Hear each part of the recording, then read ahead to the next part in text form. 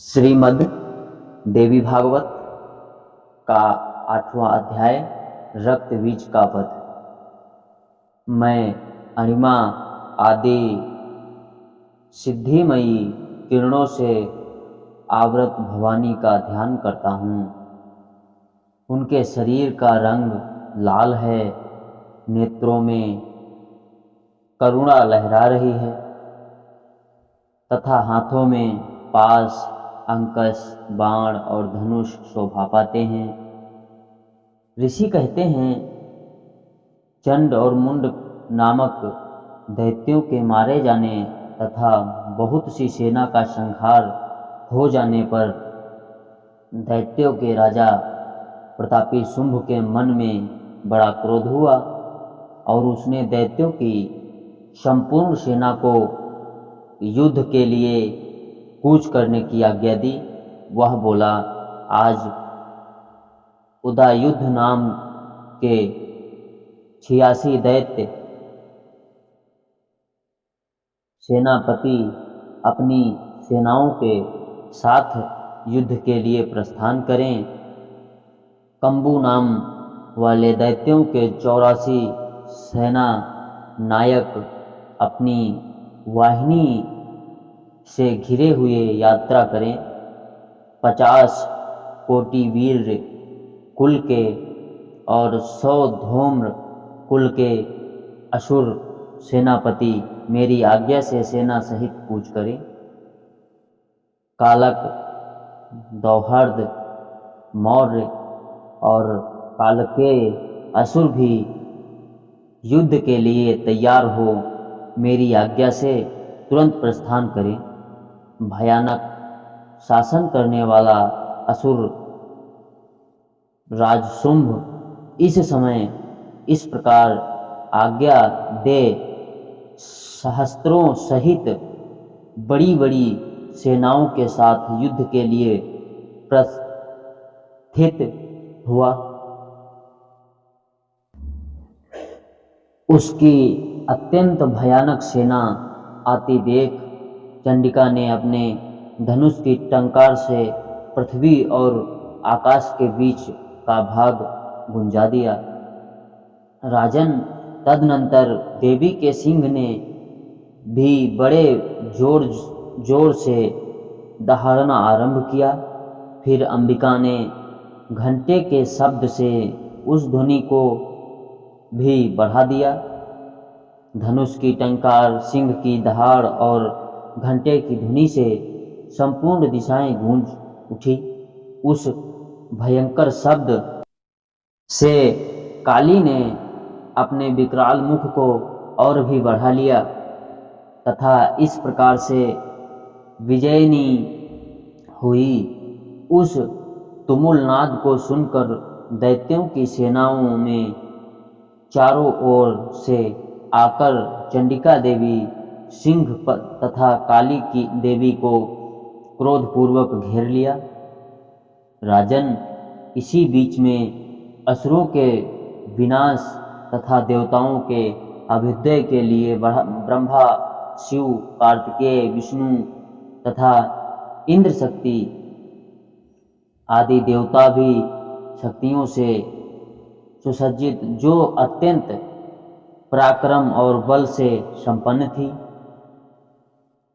उनके शरीरों से निकल कर उन्हीं के रूप में चंडिका देवी के पास गई।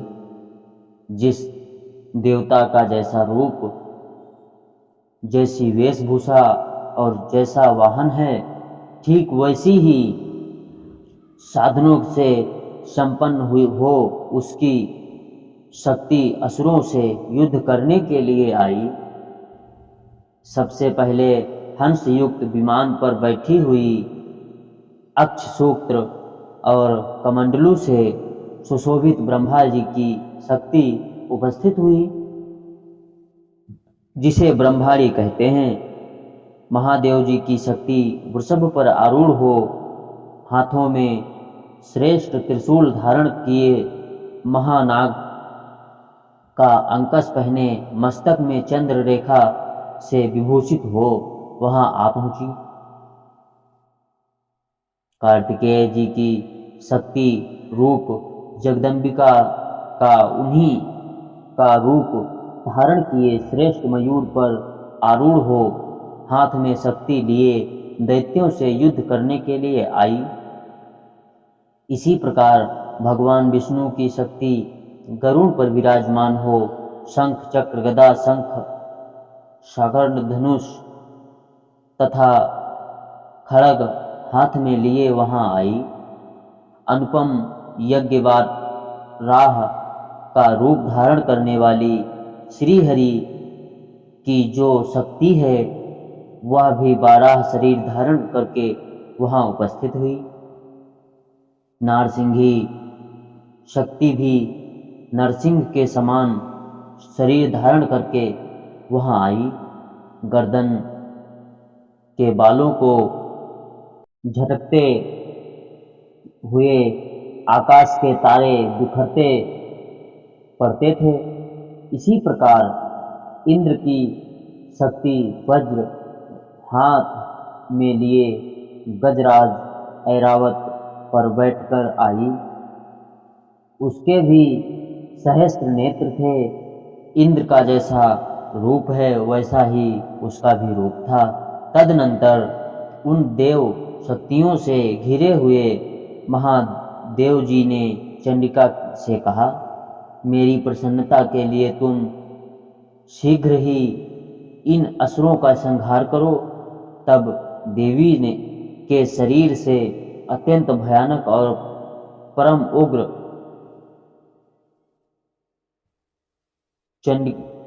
चंडिका शक्ति प्रकट हुई, जो सैकड़ों गीदड़ियों की भांति आवाज करने वाली थी।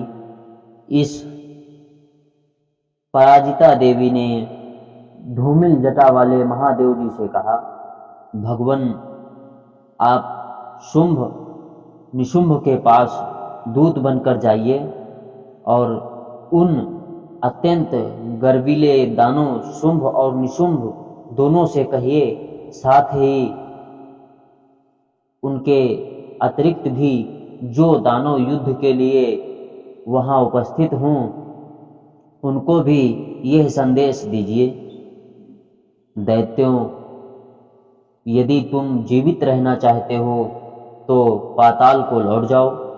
इंद्र को त्रिलोकी का राज्य मिल जाए और देवता यज्ञ भाग का उपभोग करें। यदि बल के घमंड में आकर तुम युद्ध की अभिलाषा रखते हो तो आओ, मेरी शिवाएं योगिनियां तुम्हारे कच्चे मांस से तृप्त हो चूंकि उस देवी ने भगवान शिव को दूत के कार्य से नियुक्त किया था, इसलिए वहां शिवदूती के नाम से संसार में विख्यात हुई। वे महादैत्य भी भगवान शिव के मुंह से देवी के वचन सुन कर क्रोध से में भरे हुए दैत्यराज और जहां कात्यायनी विराजमान थी उस ओर दौड़े। तदनंतर वे दैत्य अमरस में भरकर पहले ही देवी के ऊपर बाण शक्ति और ऋषि आदि शस्त्रों की वृष्टि करने लगे। तब देवी ने भी खेल खेल में ही धनुष की टंकार की और उससे छोड़े हुए बड़े बड़े बाणों द्वारा दैत्यों के चलाए हुए बाण शूल शक्ति और परसों को काट डाला। फिर काली उनके आगे होकर शत्रुओं को शूल के प्रहार से विदीर्ण करने लगी और खड़गवांग से उनका कचूमर निकालती हुई रणभूमि में विचरने लगी। ब्राह्मी भी जिस जिस ओर दौड़ती उसी ओर अपने कमंडलू का जल छिड़क कर शत्रुओं के औज और पराक्रम को नष्ट कर देती थी।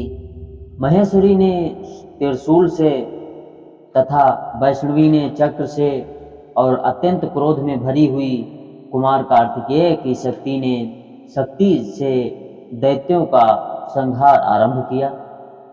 इंद्र शक्ति के वज्र प्रहार से विदीर्ण होकर सैकड़ों दैत्य दानव रक्त की धारा बहाते हुए पृथ्वी पर सो गए। वाराही शक्ति ने कितनों को अपनी हुथुन की मार से नष्ट कर दिया। दाढ़ों के अग्रभाग से कितनों की ही छाती छेद डाली तथा कितने ही दैत्य उनके चक्र की चोट से विदीर्ण होकर गिर पड़े। नारसिंही भी दूसरे दूसरे महादैत्यों को अपने नखों से विदीर्ण करके खाती और सिंहनाद से दिशाओं एवं आकाश को गुंजाती हुई युद्ध क्षेत्र में विचरने लगी। कितने ही असुर शिवदूती के प्रचंड अट्टहास से अत्यंत भयभीत हो उस पृथ्वी पर गिरे पड़े और गिरने पर उन्हें शिवदूती ने उस समय अपना ग्रास बना लिया। इस प्रकार क्रोध में भरे हुए मातृगणों को नाना प्रकार के उपायों से बड़े बड़े असुरों का मर्दन करते देख दैत्य सैनिक भाग खड़े हुए। मातृगणों से पीड़ित दैत्यों को युद्ध से भागते देख रक्तबीज नामक महादैत्य क्रोध में भरकर युद्ध करने लगा। उसके शरीर से जब रक्त की बूंद पृथ्वी पर गिरती तब उसी के समान रक्त शक्तिशाली एक दूसरा महादैत्य पृथ्वी पर पैदा हो जाता। महासुर रक्तबीज में गदा लेकर इंद्र शक्ति के साथ युद्ध करने लगा। तब इंद्री ने अपने वज्र से रक्तबीज को मारा।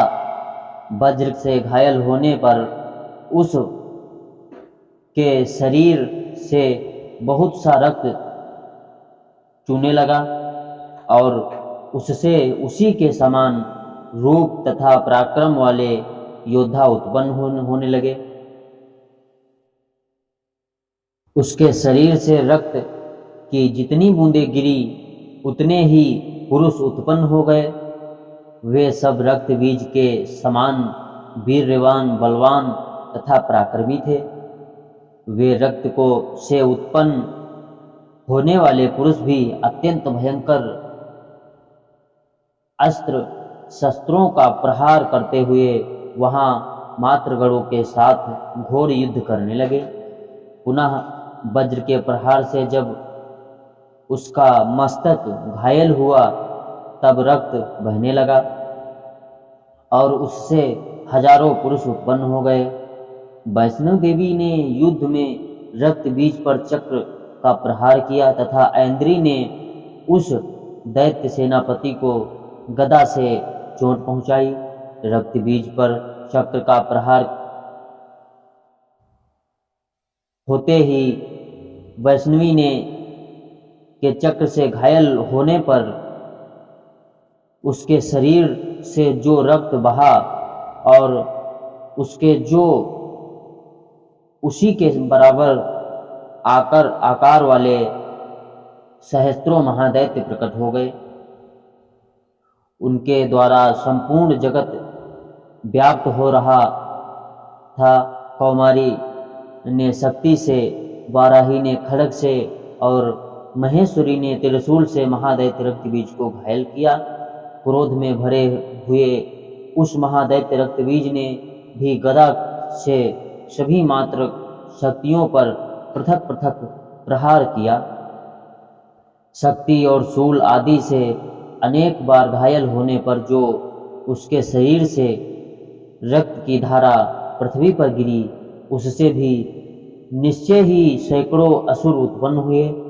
इस प्रकार उस महादैत्य के रक्त से प्रकट हुए असुरों द्वारा संपूर्ण जगत व्याप्त हो गया।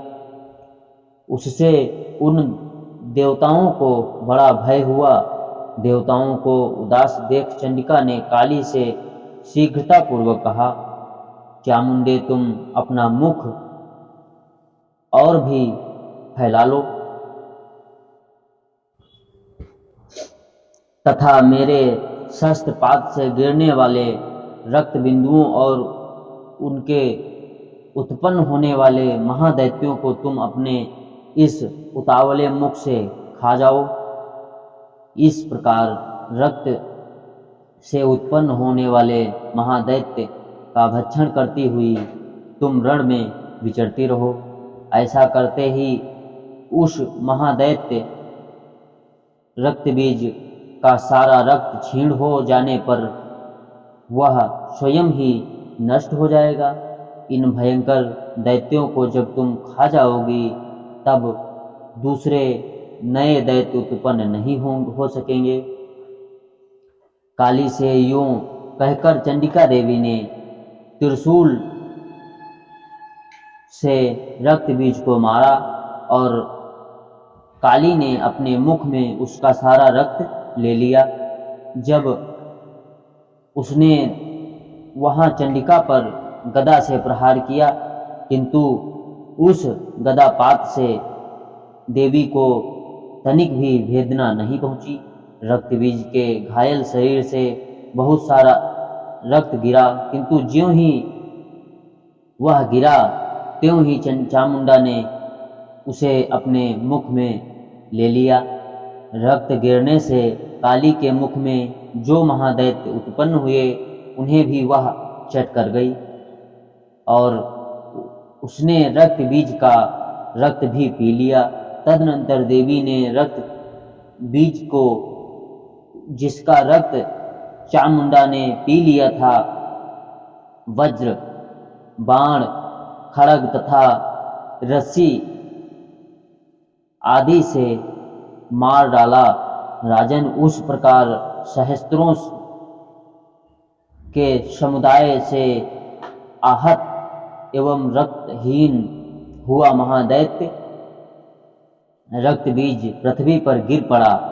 नरेश्वर, इससे देवताओं को अनुपम हर्ष की प्राप्ति हुई और मातृगण उन असुरों के रक्तपात के मद से उद्यत सा होकर नृत्य करने लगे।